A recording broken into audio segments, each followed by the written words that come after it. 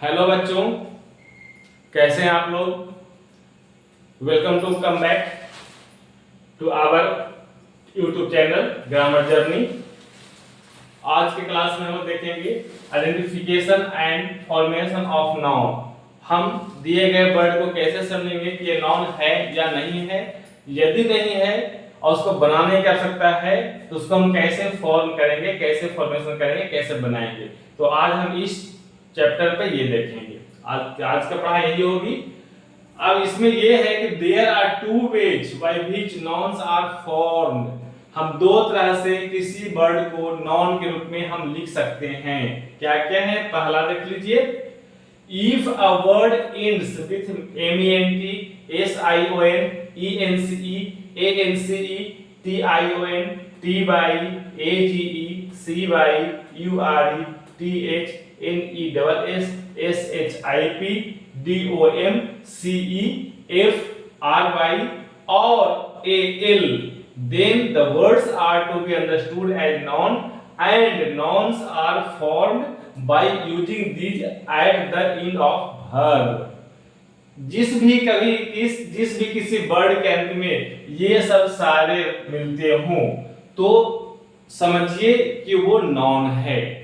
या वर्ब यदि है तो उसके लास्ट में ये सब अलग अलग वर्ड में अलग यूज होते हैं। ये सब को यूज करने के बाद वो नाउन का फॉर्म ले लेता है। फॉर एग्जांपल एग्री हो गया, वर्ब है, MENT में लगाया तो एग्रीमेंट हो गया। These all words are verb, these all words are noun। Same here। Agree से एग्रीमेंट हो गया, अमेंड से अमेंडमेंट हो गया, एंटरटेन से एंटरटेनमेंट हो गया, अनाउंस से अनाउंसमेंट हो गया, अम्यूज से अम्यूजमेंट हो गया, अमेज से अमेजमेंट हो गया, एडमिट से एडमिशन हो गया, डिसाइड से डिसीजन हो गया, एक्सपेल से एक्सपल्जन हो गया, जज से जजमेंट हो गया, एक्सटेंड से एक्सटेंशन हो गया, अट्रैक्ट से अट्रैक्शन हो गया, एसोसिएट से एसोसिएशन हो गया, गे से गेटी हो गया, लाइबरेट से लाइबर्टी हो गया, कैरी से कैरेज हो गया, वैकेंट से वैकेंसी हो गई, डिपार्ट से डिपार्चर हो गया, डिस्कवर से डिस्कवरी हो गई, अस्टिल से अस्टिल्थ हो गया, वेक से वेकफुलनेस हो गया, ब्यूटी से ब्यूटियर हो गया,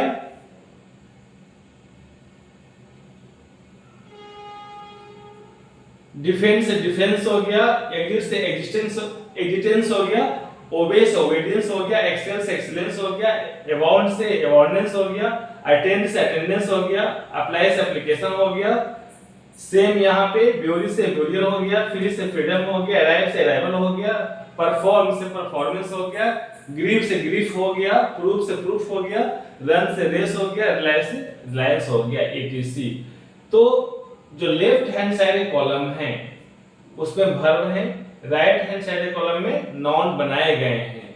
सेम हेयर, जो लेफ्ट हैंड साइड के जो कॉलम है उसमें वर्ब दिए हुए हैं और हमने नाउन का फॉर्मेशन किया है। एक रूल तो ये हो गया और सेकंड रूल एक है और है, वो ये कहता है कि if a word ends with ITY, ENCE, ANCE, RY, ION, NESS, DOM, HOOD, THY, ER and AGE, then the words are to be understood as noun and nouns are formed by using these at the end of adjective। इसका मतलब दो तरह से मैंने कहा कि noun का formation होता है, एक वर्ब के अंत में बनने से, एक एडजेक्टिव के अंत में लगाने से। ये दोनों ही वर्ब का नाउन का फॉर्मेशन होता है। एडजेक्टिव कैसे होते हैं, आइबल से आइबिलिटी हो गया, एंग्री से एंगर हो गया, अबंडेंट से अबंडेंस हो गया, एक्टिव से एक्टिविटी हो गई, डेंस से डेंसिटी हो गया, डिस्टेंट से डिस्टेंस हो गया, लॉन्ग से लेंथ हो गया, बाइट से बीटम हो गया, यंग से यूथ हो गया, अर्जेंट से अर्जेंसी हो गई, वैन से वैनिटी हो गया, ओबीडियंट से ओबीडियंस हो गया, प्राउड से प्राइड हो गया, मॉइस्ट से मॉइस्चर हो गया, पुअर से पोवर्टी हो गई, साइलेंट से साइलेंस हो गया, क्विक से क्विकनेस हो गया, सॉरी से सॉरो हो गया, रेड से रेडनेस, फॉल्स से फॉल्सहुड, ग्लोरियस से ग्लोरी, हाई से हाइट। उसमें कुछ से वर्ड्स और दिए हुए हैं। वेन से वेनिटी हो गया, सुप्रीम से सुप्रीमेसी हो गया, शॉर्ट से शॉर्टे हो गया, ग्लोरिया से ग्लोरी हो गया, हाई से हाइट हो गया, हॉट से हीट हो गया, जस्ट से जस्टिस हो गया, etc।